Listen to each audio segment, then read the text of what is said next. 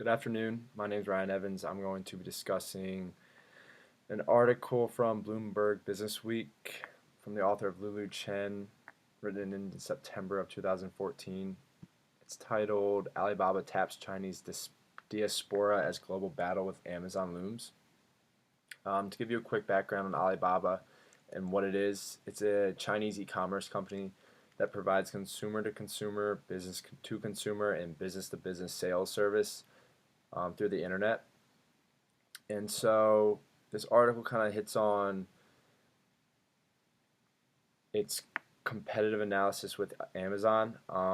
Give you a quick background. Alibaba of this article, Alibaba uses a combination of word of mouth advertising to tap into millions of Chinese outside of its country, from Singapore to San Francisco, pretty much summing up that its target market is pretty much the whole world. Um, so Alibaba is capitalizing on China's fastest growing industry, which is the e-commerce area, connecting small mom and pop shops in Hong Kong with consumers across the world. Because most of Alibaba's sales is from China, it needs to continue to expand globally, um, but with its ability to be the biggest e-commerce operator in China, its global expansion is limitless.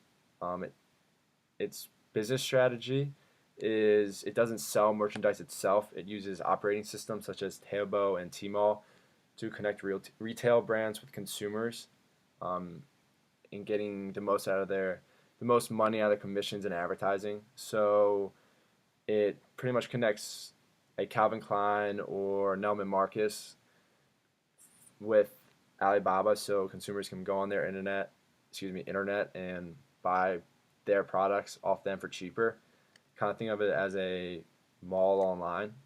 Um, so the e-business side of the global expansion is that the internet is pretty much readily available to anyone, and so with the billions of users and the continuing advancements in technology, it's pretty much limitless of where Alibaba can go. And I kind of touched on it earlier, to connect another class, some class material, is with the competitive analysis with Amazon. And give you a brief definition of competitive analysis, it's the firm's capabilities and key success factors compared to those of its competitors. So in this case, Alibaba and Amazon, the two largest e-commerce companies in the world. And so they're both fighting for position in the market, and that's pretty much what competitive advantage is. And Alibaba realizes that Amazon has been around for a while and has a large market share, but Alibaba's competitive advantage is that they're tapping into the international market, not so much as Amazon's pretty much stuck in the United States. And so with this ability to tap into more markets such as the European markets, and the Middle East markets, it allows suppliers to sell outside of their home countries. And so, with this, Alibaba realizes that China isn't exactly from the consumer's mind, China isn't exactly the safest place to do business. It's kind of sketchy ordering merchandise from China and having the consumer feel comfortable that it's going to get to their destination in time and be not to be damaged. So Alibaba definitely needs to develop trust and improve their product coverage to gain more competitive advantage over its competition in Amazon. And the growth opportunities for Alibaba is pretty much limitless. I kind of talked about it earlier. Another example is going into Russia, and it was very successful, which is surprising because many U.S. companies have not been able to do that due to the political tension, and it's kind of tough for business to operate over there.